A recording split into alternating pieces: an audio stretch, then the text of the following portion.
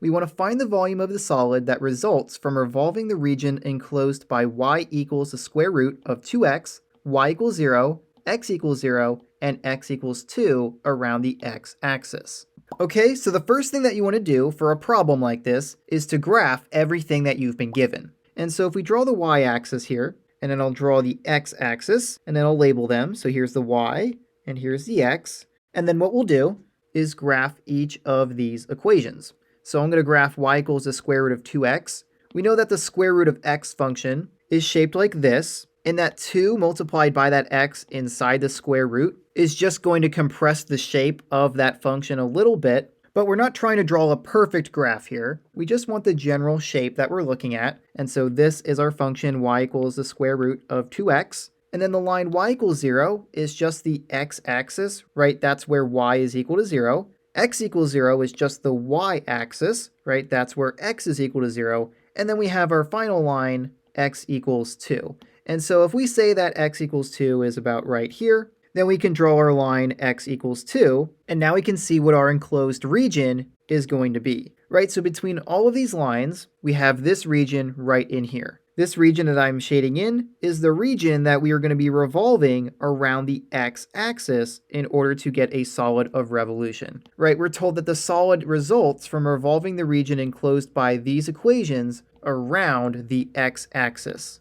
And so I'm going to signify that by drawing an arrow around the x-axis. Okay, and so since we're going to be revolving this region around the x-axis, that means that we will be working in terms of x, and so we are going to be using the following formula for the disk method. We'll have that the volume is equal to pi times the integral from a to b of the radius function in terms of x squared times dx. Now all we have to do to set up this definite integral is decide what two values of x our region lies between and what the radius would be for the disks that would be formed when revolving this region around the x-axis. And so let's start with the bounds of integration. We will have that the volume is equal to pi times the definite integral from the lower bound to the upper bound. And if we look at our region, this region lies between the x values of 0 and 2.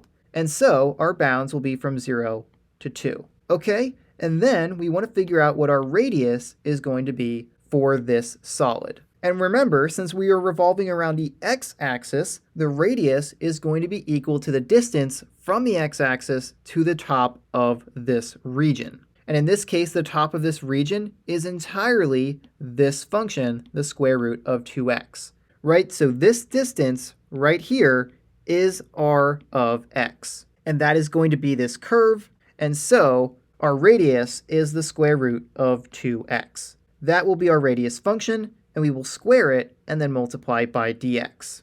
All right, and so now all we have to do to calculate the volume of the solid of revolution formed by this region revolved around the x-axis is to solve this definite integral. And so if we simplify it a little bit by squaring this square root function, we will have that the volume is equal to pi times the integral from 0 to 2 of the square root of 2x squared. Now when you square a square root function, it actually just cancels it out, and so we're just going to be left with 2x. And so we will have 2x times dx. And now what we're left with is a pretty simple definite integral that we should know how to solve. And so if we clean up our work, the volume will be equal to pi times the integral of 2x. Now to integrate 2x, we're going to need to use the power rule of integration. So we'll add 1 to the exponent and then divide by that new exponent. And so we'll have 2x squared divided by 2, and that will be evaluated from 0 to 2. All right, and so then these 2's will cancel out, and so this will actually be equal to pi